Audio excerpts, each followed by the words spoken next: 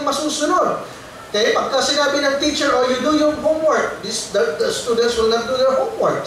So, akala nila sila yung teacher, sila yung masusunod kung gagawa o hindi. Eh, sinabi nga ng authority na kinakailangan gawin nila yung homework, kinakailangan na mag-review. Dahil bukas ay may quiz. Then here you go, you will say, Ma'am, may quiz? Sinabi na nga eh.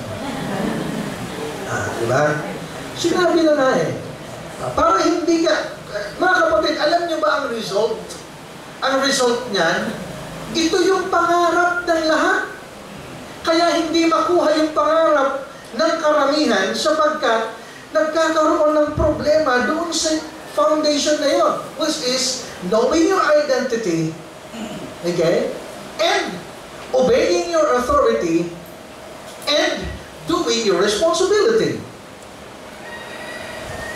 Ano ang result niyan? Ang end result niyan, mga kapatid, stability. Magkakaroon ka ng stability in life, you will be stable sa buhay mo. Promotion after promotion ang pwede mong maranasan sa company. Kapag ka hindi ka nag-astang ikaw yung may-ari ng company, dahil alam ko na may empleyado ka lang. Kasi maraming mga empleyadong ganyan, akala nila sila yung boss. Papasok sila sa oras na gusto nila, uuwi sila sa oras na gusto nilang umuwi. At sila pa yung magdidemand ng sweldo na gusto nilang sweldo. Akala nila sila yung may-ari ng company. At pag hindi nangyari yun, ayun, Mayo 1 ang dating.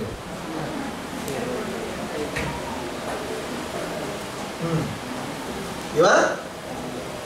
And that's what happened. Kaya maraming natatanggal sa trabaho. Hindi na po-promote. Why? Because many times they forget who they are. And even in the church.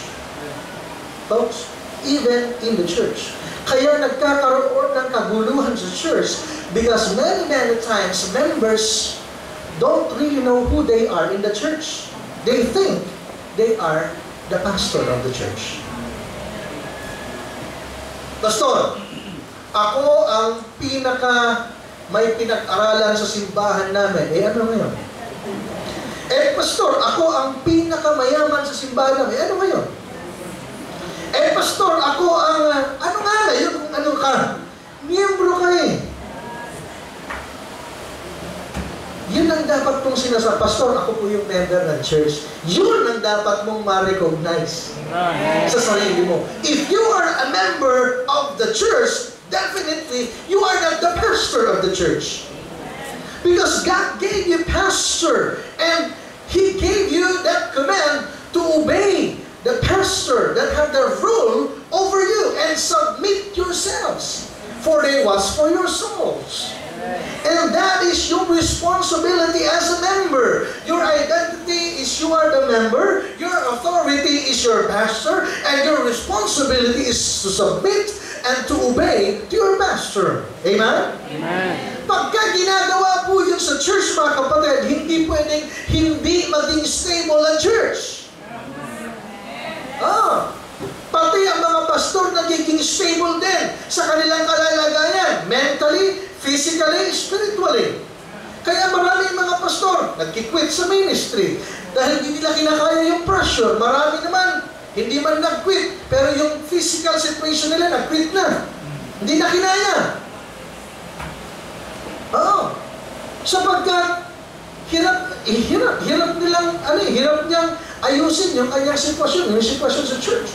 Because there are members that they don't really know who they are in the church.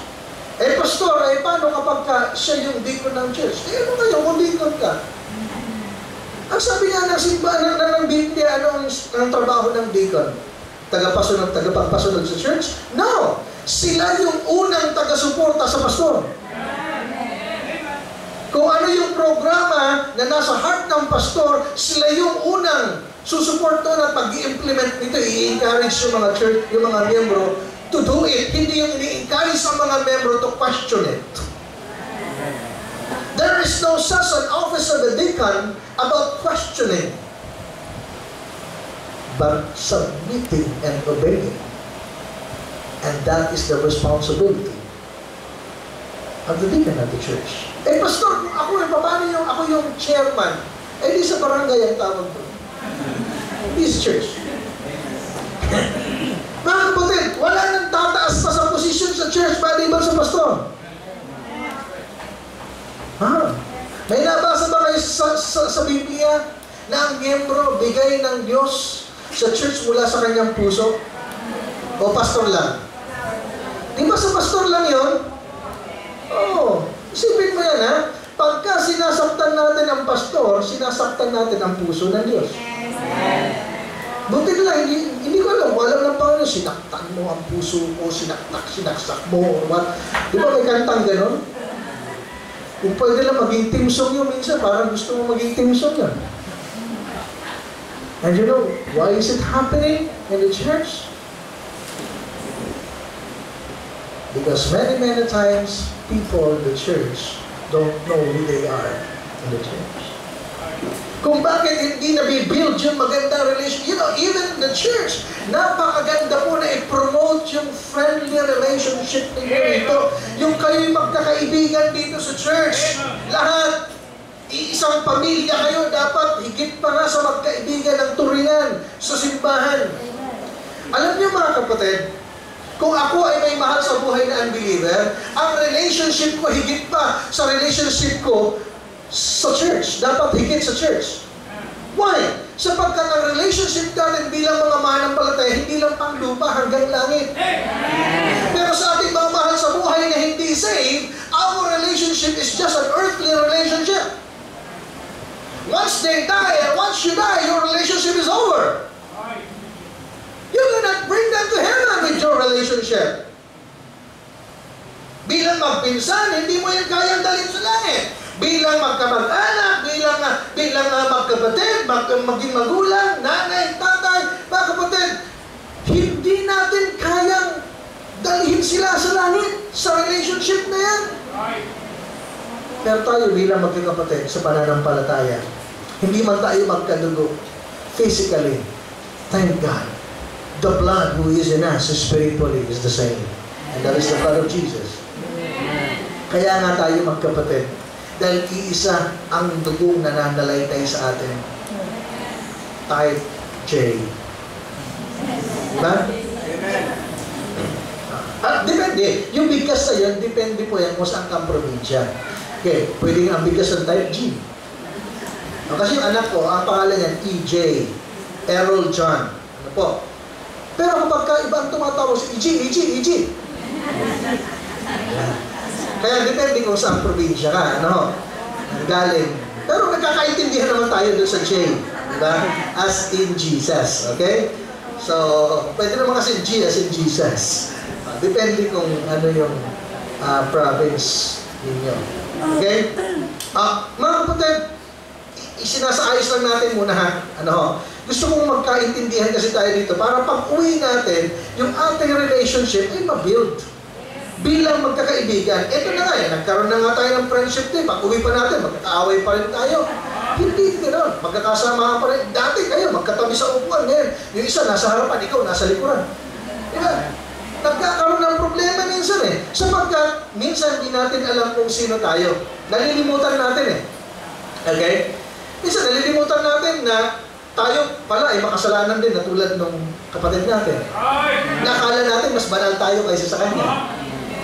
Kaya ayaw natin siyang tanggapin, ayaw natin pansinin, para baga mas malinis ka kaysa sa kanya.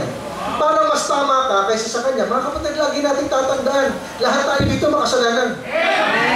Oo. Lahat tayo dito may tama, pero marami tayong may mali din. Marami sa atin. Lahat tayo. Yung iba naman, tama na, may tama pa. So magkaiba din naman po yun. Ano?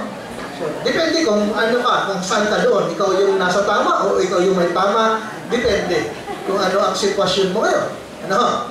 Bahala ka na kung saan mo ilalagay yung sarili mo. Doon sa tama o may tama. Okay, now.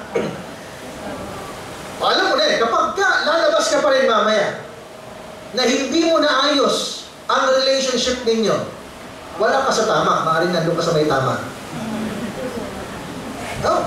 Pag hindi mo na-settle yan, lalabas ka, uuwi ka, na mayroong kang sama ng loob, uuwi ka na hindi mo naayos yung relationship ninyo sa iyong magkapatid bilang mananampalataya. Hindi mo naayos yung sarili mo kung mayroong kasama ng loob sa pastor mo. Hindi mo naayos yung sarili mo kung mayroong kasama ng loob dati sa kapatiran mo kung sino man sa inyo. Mga kapatid, pag hindi mo naayos yan, uuwi ka.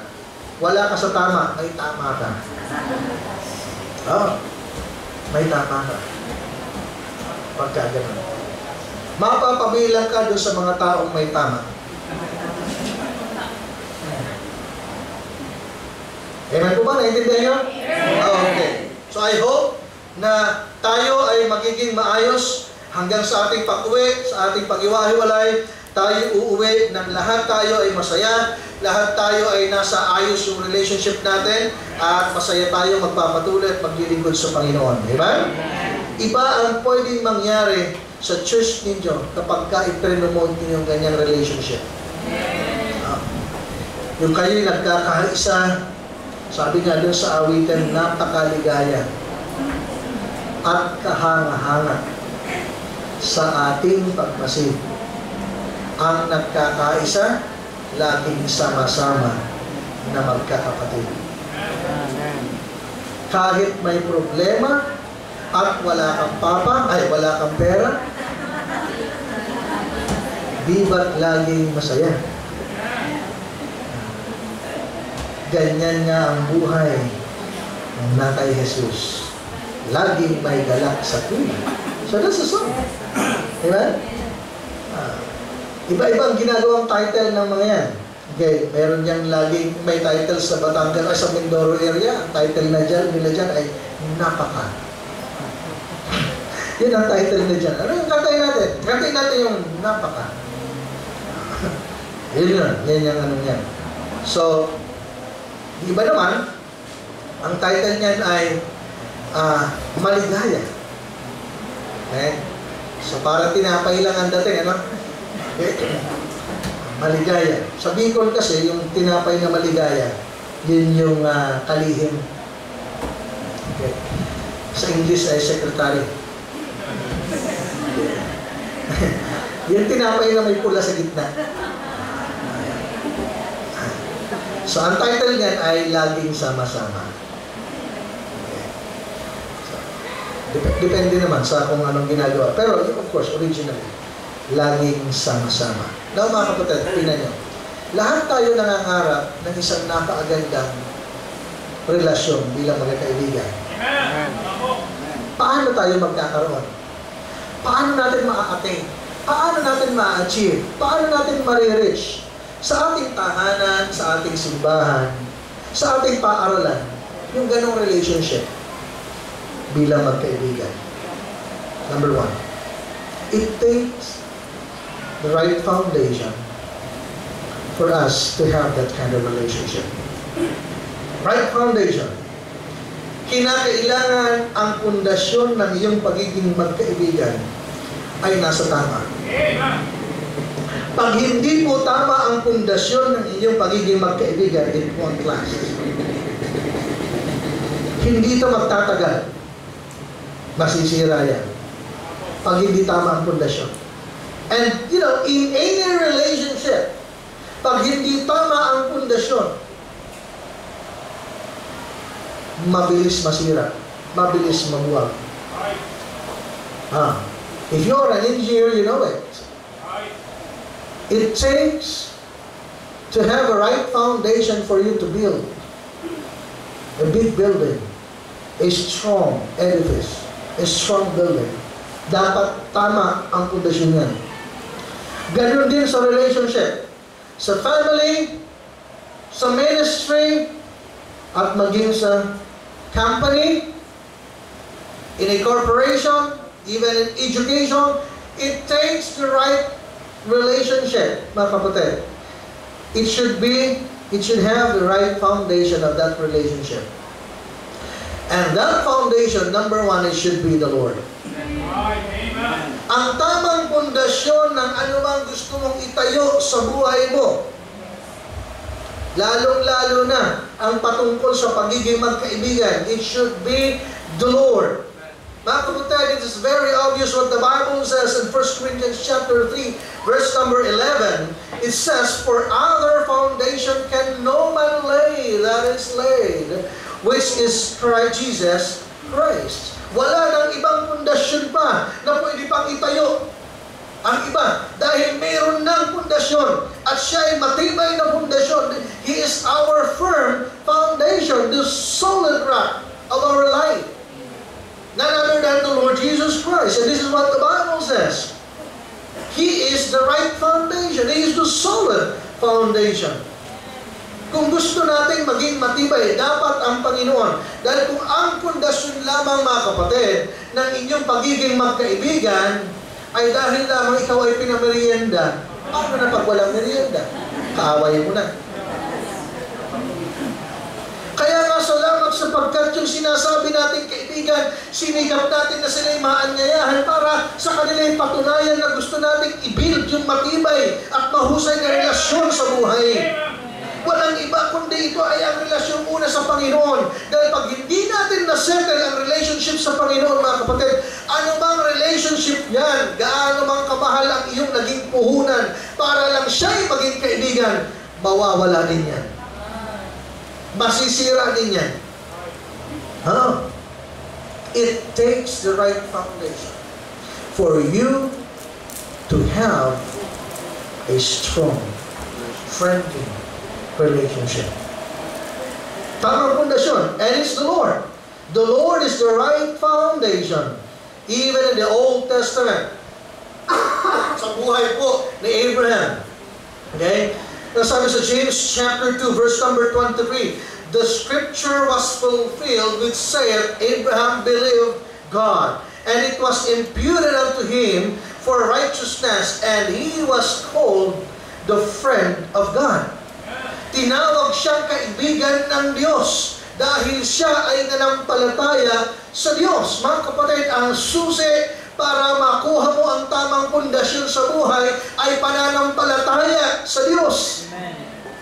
Pagka walang pananampalataya sa Diyos, gaano man kaganda